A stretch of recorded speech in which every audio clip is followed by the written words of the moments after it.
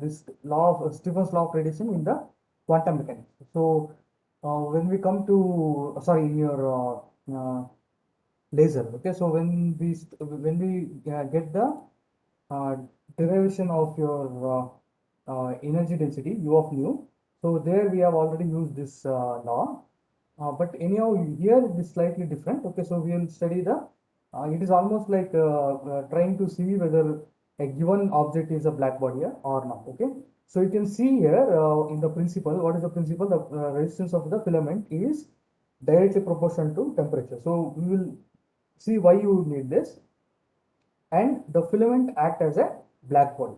Okay, so the power dissipated by the filament is equivalent to the power dissipated by the black body. So our assumption here is, so your filament act as a black body. Okay, so this is your first assumption, and then when it comes to the second assumption, so we will I will try to write here. Okay, so and I will try to explain this.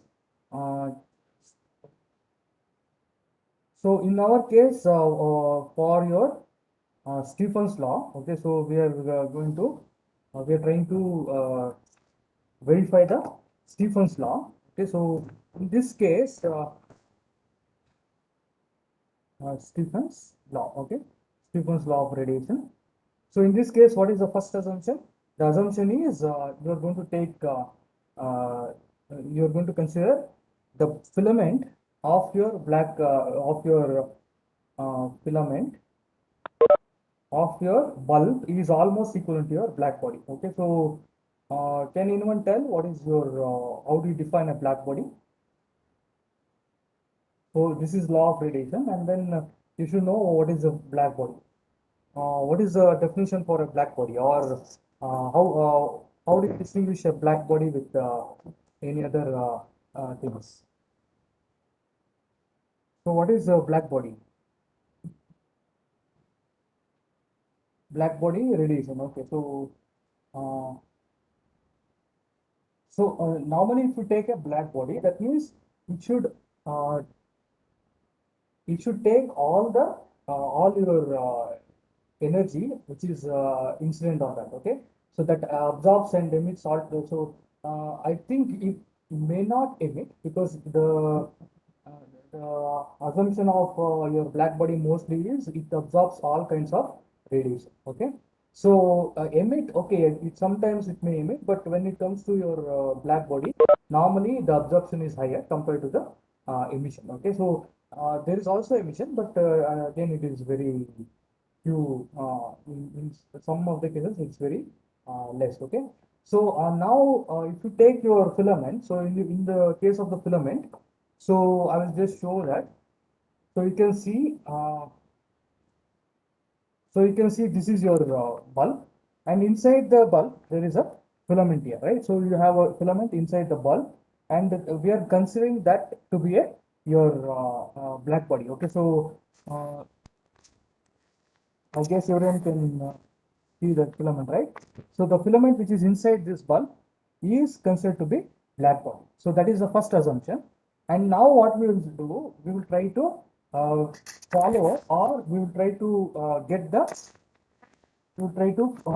verify the Stephen's law of radiation. So what does your Stephen's law of radiation say is, so according to your Stephen's law, the energy emitted by a black body per unit area per unit time is E is equal to sigma T to power of 4. Okay, so this is your Stephen's law. So I will come back to your first assumption is filament is the black body, and then what is the next assumption? So next is your, if you take your Stephen's law, according to Stephen's law, E is directly proportional to the T to the power of 4. Okay, so that means the energy dissipated by the black body is directly proportional to the 4th power of temperature. Okay, so instead of that, what I will do, I will put a T to the power of alpha. Okay, alpha, if it is equal to 4, then it is a perfect black body. Okay, so for a perfect black body, so you will have alpha as 4, and if it is not equal to 4, then it is a not a perfect black body. Okay, so that is the this is your actually the your Stephen's law. Okay, so if you take the energy dissipated by the your black body is directly proportional to the fourth power of temperature. So, but I am writing it as alpha because we don't know whether the filament is black body or not. So, if the filament is black body, then you should get alpha as 4. If it is not a black body, then it won't be equal to 4. It will be slightly deviating from the 4. Okay. So that is this is your what you call as the Stephen's law. So then they make one more assumption. So the assumption is that so now how do you know the energy dissipated by filament? Can anyone tell? Because you guys are from you guys will have be having into electronics, so you should know this concept. Okay, if you have a filament, so if you take this is this as this filament, okay, so how do you know what how much energy it is consuming, okay, or how do you know how much energy it is dissipating? So for this you need to know the how do you calculate it? How do you get it?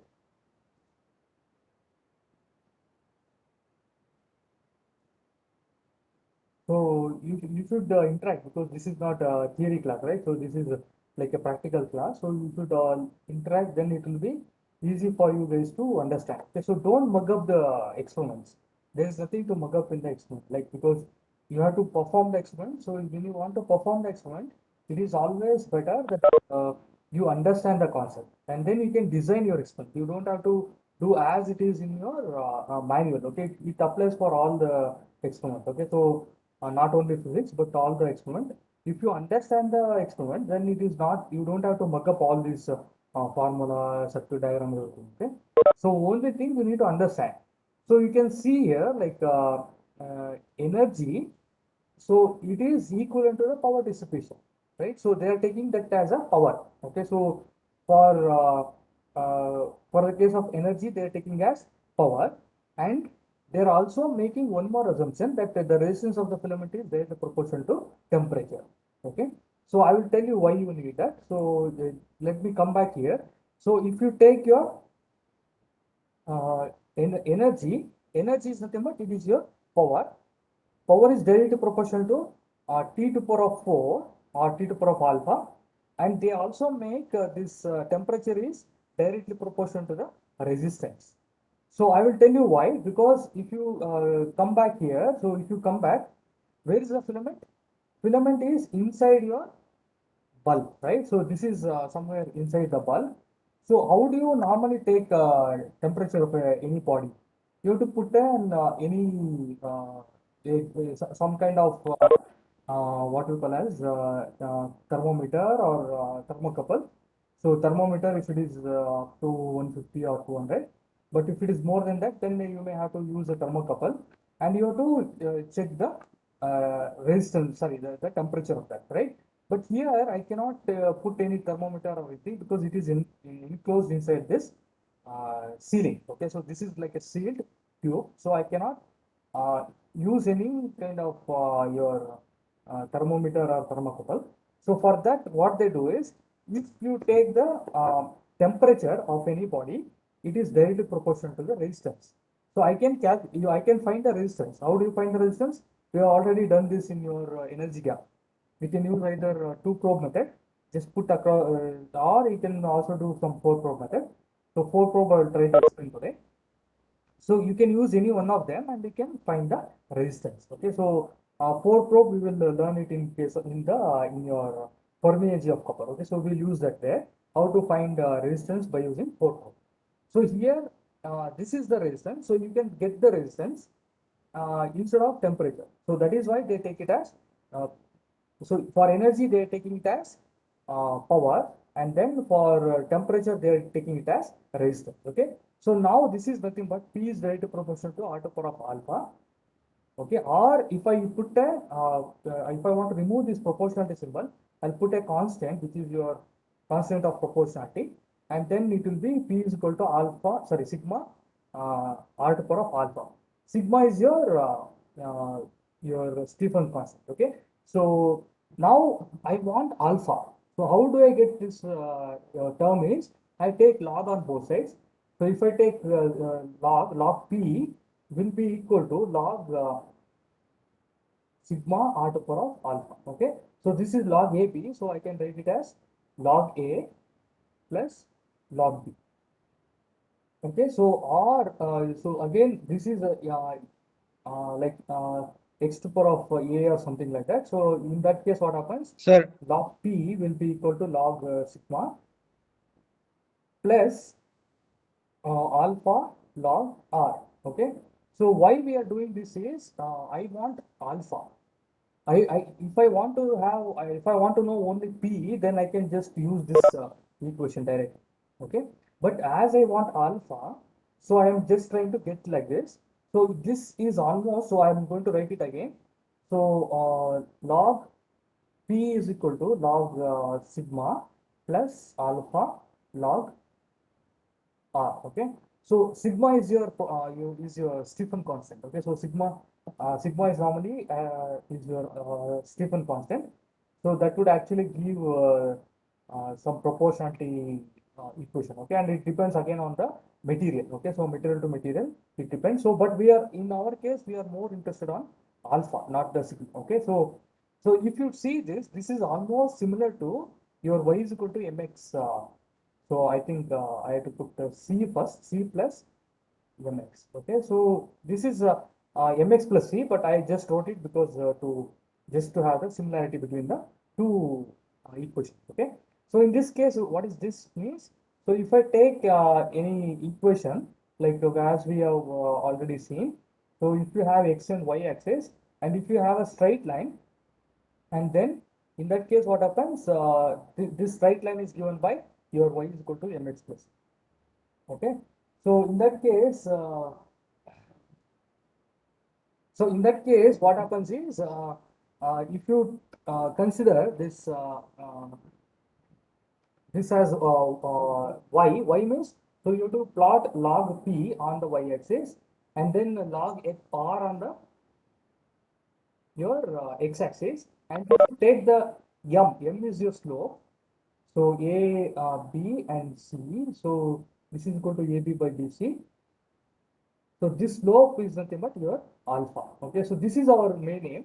So if you take this intercept, then this is your actually your c in your equation. Okay, so but normally we don't worry about this. So this is nothing but this is our log sigma. So you don't worry about the intercept. We just want to take the slope. So and if I know the slope, then what happens? I can find the alpha. And if alpha is 4, then it is a perfect black body. If it is not 4, then it cannot be a perfect black body. So that is the concept behind this. Okay. So this is your Stephen's law experiment. So then what we do for if I want to do this experiment, then we need some values for P and R. What is P? P is your power. So power is nothing but it is V times I. Okay. And if I take R, R is nothing but V by I. Okay. So V by I is your resistance and V times I is the power. So I have to just take what I need to do is if I want to have different V and I, then what I do, I just use some circuit and then I try to get different values. Okay. So for this, we are going to use this kind of circuit. Okay. So we have bulb. Okay. So you take the bulb and then you connect it using the circuit diagram. Okay, but let me just better I will write it. Okay, so uh, so I want to know the VI characteristics of the bulb. So let us assume this is your bulb, and then what you do is you need to connect it to a external power supply. Okay, so you're going to connect your external power supply so that you can vary the your current. So if I want to know I, so I have to put a ammeter. Ammeter is always in the series. Okay, so it is series in your circuit. So this is what you have, and then uh, you're going to have like this. Okay, so this is your ammeter, and this is your bulb. But you can also you need a voltmeter. So this voltmeter is always parallel to the object. So in our case, in this case, our interest of it is your bulb. So I'm going to put across the bulb. Okay, so again positive is coming to positive and negative is coming to negative. Okay, so then I'm going to also put a resistance box. Okay, so this resistance box is just to protect the bulb from getting damaged. Okay, so there is no physical significance.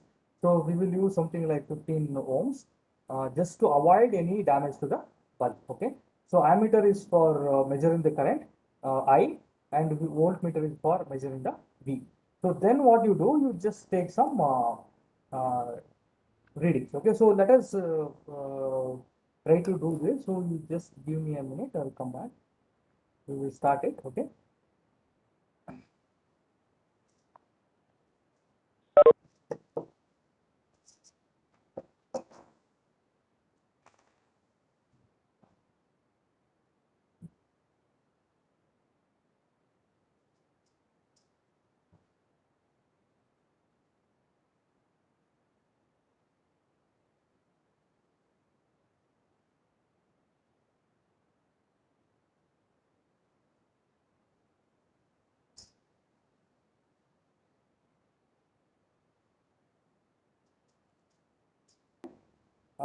We will take some of the readings. Okay, so this is what we will do, and then we will try to see. Okay, so in this case, we are going to use analog ammeter for measuring the current. Okay, so if I want to know the current, so then what I do is I use this analog uh, ammeter. So you should tell me what is the least count in this case. Okay, so this because now you should, if you take any of your instrument, then you should be knowing what is the least count. Okay, so before you start the experiment, so you tell me what is the least count in this case. Okay, so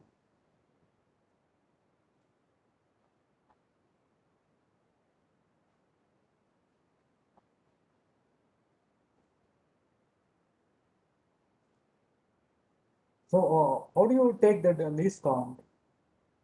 So for your scale, if you want to take the scale, so what is the least count of the scale, or how do you get the least count of the scale?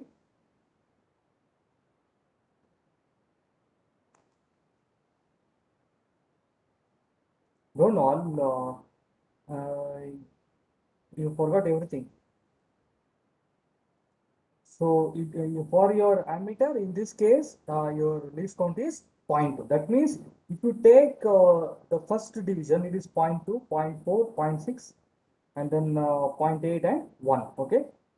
So you see this slightly darker one, and that is what we call as 1, and then this is your 2. Okay. And again 3 and 4. So least count is the value of one main division. So that is correct. Okay. So least count is the value of the smallest division on your given instrument. Okay. So in this case, you can see there are, this is like 0 to 2 amps. So I will just write it here, and then it will be more clear for you. Okay. So in case of your ammeter, so you take your scale. So in scale, what happens? 1 centimeter is divided into 10 equal divisions. So so if you take one division, then it is equal to 1 by 10 centimeter or zero point 0.1 centimeter. Okay. So in our case, in your ammeter, in this case, so your 2 amps is divided into 10 equal divisions. Okay. So in that case, what happened to one division? One small division is 2 amps by 10, which is zero point 0.2. Okay. So this is your 2.2 amps. So this will be our what we call as the smallest division. Okay. Then what we will do? We will take some of the reading. So we will first do this circuit, and then I will show you how to take the readings. Okay. So this is your ammeter. So this is your ammeter. Then what we will do is, so I'm going to use this resistance box. Okay, in this case. So in this case, you can see already we have unplugged 10 and 5. So this is your 15 ohms resistance box, and then you have your multimeter, which will act as a voltmeter. Okay, so in most of your experiment in your engineering physics, so you will use your multimeter as the voltmeter. Okay, so your multimeter would act as a voltmeter. Okay, so I think now it's clear. Okay, so this is your multimeter, which would be acting as voltmeter. So then what else you need? You need the power supply. So you already know, we have already used this in the previous class. So I don't have to again explain this, okay? So before you start the experiment, what are the conditions? You need to have your voltage in minimum position and the current in the maximum position, okay? And then we will do the circuit connections and then go for readings later, okay? So your bulb, what I'm going to do is I'm just going to keep everything in order. So your voltmeter will be the last connection. So don't worry about the voltmeter. You keep others in the same order. Okay. So like for example, I will just come to your circuit diagram. Where is this? Okay. So in this circuit diagram, or even if you take this same, both are same. Okay. So you just keep a resistance box and then a bulb and ammeter. Okay, so this is what you have. So I'll just keep it like that, and then I'm going to show you. Okay, so so you have resistance, bulb, and ammeter. So you have, this is the resistance box. You have the bulb, and then you have the ammeter. Okay, and then in the end, in the background, you have your your power supply. Okay, so now what we will do, you start doing the connection. So when you do the connection, you start from one end of your battery, whichever end you want. So let us start from positive end. So from positive end, where it is actually going. So I will just keep it like that. Maybe it's better. Then you have reference. Okay, so okay. So I guess now you can see the circuit and also the whatever connection sample. Okay. So okay, fine. So now you can see from positive end of your DC power supply, you are coming to the resistance box. So you can view to any end because there is no polarity in the resistance. Okay, so you can take either this end or this end because there is no polarity. Okay, so then what you do from the other end of the resistance box, you give it to the bulb. Okay, so I will take one more wire and I take the other end. So this end is connected.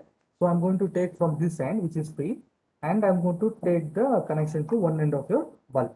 Again, here you don't have to worry about the polarity because your filament is almost like a resistor. Okay, so you don't have to worry about the your polarity in this case. Okay, so now what else is left? So we have come up to here. So then from your bulb, you have to go to the ammeter positive. Okay, so here you should be careful because polarity. So with respect to polarity, if you have to connect only to the positive. Positive is your black one, sorry, the red one, and then black is normally your negative. Okay, so if I connect reverse this, then what happens? Your needle, whichever whatever you see here, instead of going to the right, it is going to go to the left, so it may damage your instrument. Okay, so you should be careful with respect to polarity here. Okay, so now what we do from your bulb, so from this bulb, what I do, I connect it to the positive of your ammeter. Okay, so I'm going to connect it to positive.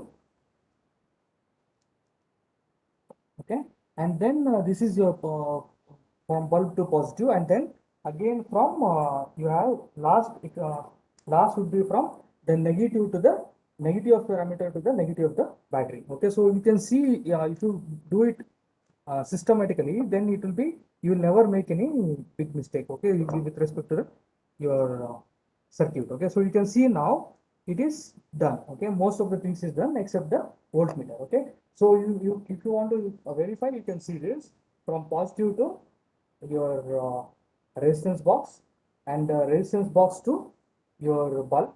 Okay, so this is coming from here to bulb. Okay, and then so again from bulb to your positive of your ammeter, and from negative to, so negative to, it is going to the negative of your battery. Okay, so if you see, it is going to negative of the battery. Okay, so this will complete your circuit. Now you have to give your voltmeter. So voltmeter will be always across your object. So you have to just see which side is your positive of the battery. Okay, so the positive of your battery is coming to the left, so to this one. So I have to give positive here and negative to the other end. Okay, so is it fine? So I think let me just minimize these wires, so then it will be easy for you to also see the okay. So it should be okay. So now you can see all the connection is done. So here what you are supposed to do is you have to just set the current. So as it is shown here, you set the current as 0.6, 0.8, 1, 1.2, 1.4, 1.6 and 1.8 and so on. And then you take the corresponding voltage reading. Okay. So we will start this. So before you start, as I told, you make sure the both of your both voltmeter is in voltage in minimum position, current in maximum position. I switch on. Okay. So then what we will do, we have to set here point 2. Okay. So we have to set this to point 2. So if I want to set it to point 2, then as I, sorry, point 6, point 6. So as I already explained explained it. So what you are supposed to do, where is your point 6?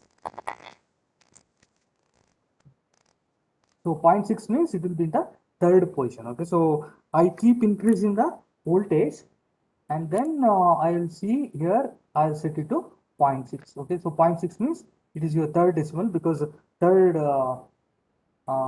line, because each one is 0.2. Okay, 0.2, 0.4, 0.6. So right now it is in 0.6.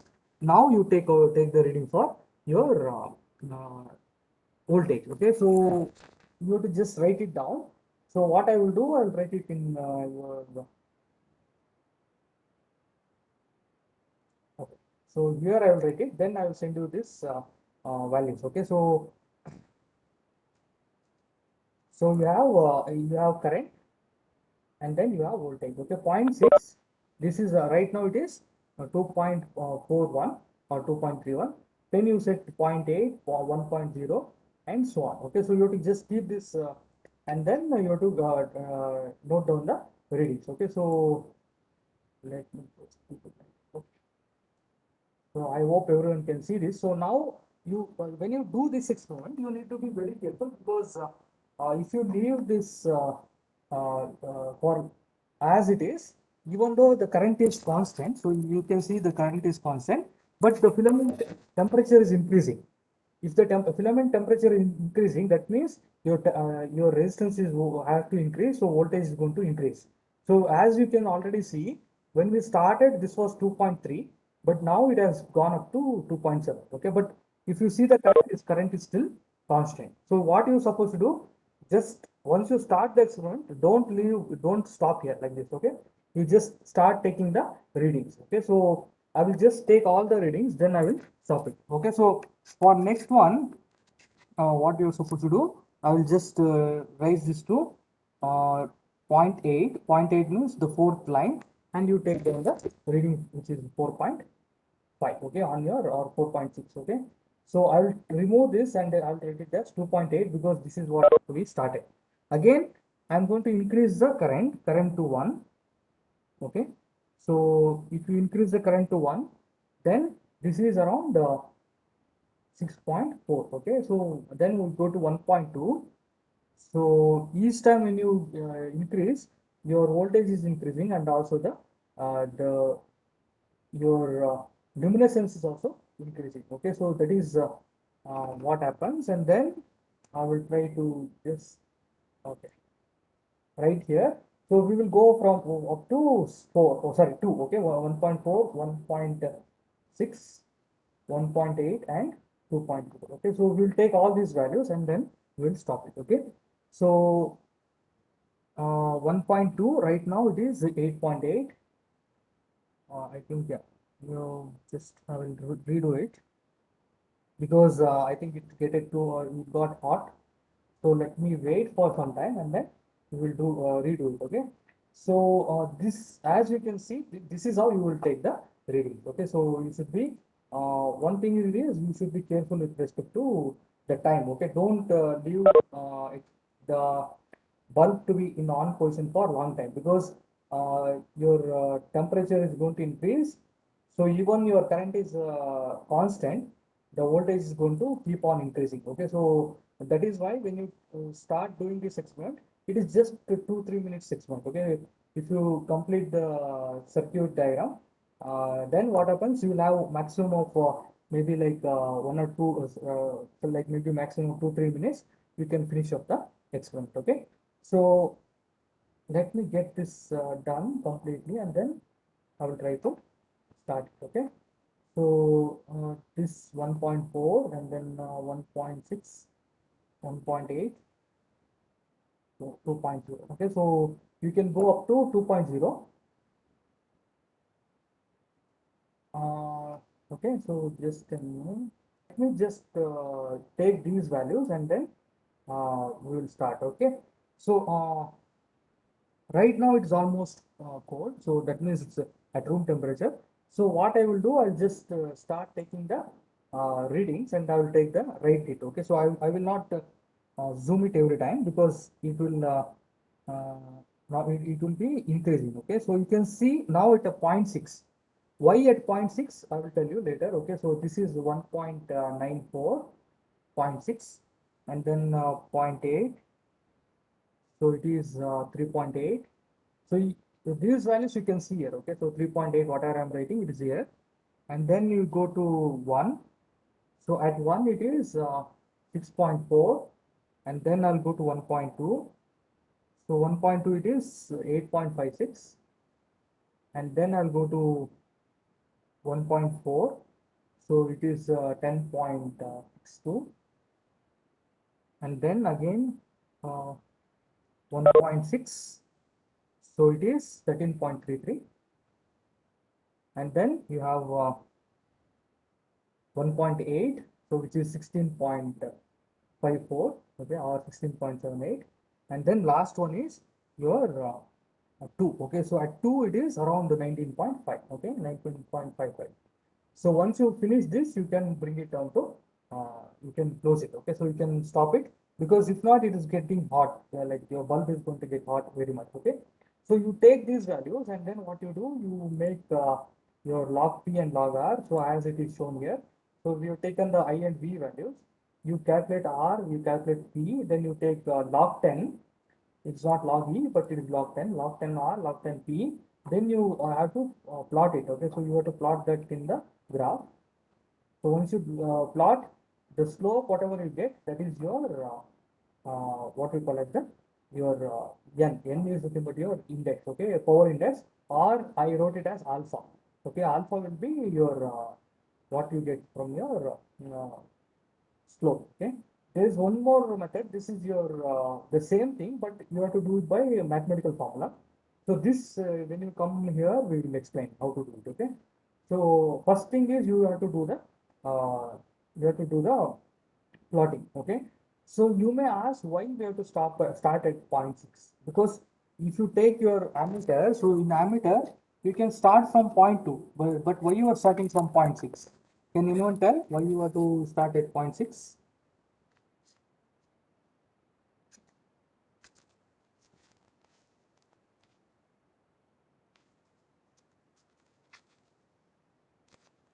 So anyone can tell why you have to start at point 0.6? Why not at point 0.4 or point 0.2? So I will set it to point 0.2. Okay, so for example, I will set it to point 0.2, and then I will show you what is the difference. So you have to watch this filament. Okay, so you just keep watching the filament. I hope it is visible. Okay, now it is better visible. So you can watch this filament, and then I will tell when I said point 0.2. Okay, so you have to see it in the ammeter. So I'm just showing only the filament. Okay, so right now I am at point 0.2, but you won't see any glow on the your filament. So when I go to point 0.6, so this is point 0.6, you will start seeing the glow there, right? So that is because when you're trying to uh, verify the law of radiation, so your bulb has to be glowing. If it is not glowing, that means you cannot uh, consider that for your experiment. Okay, so that is the reason you start from point 0.6. Okay, so that is the only reason why you need to start from point 0.6. Okay, so is it clear up to this? So this is about your Stephen's law. Okay, so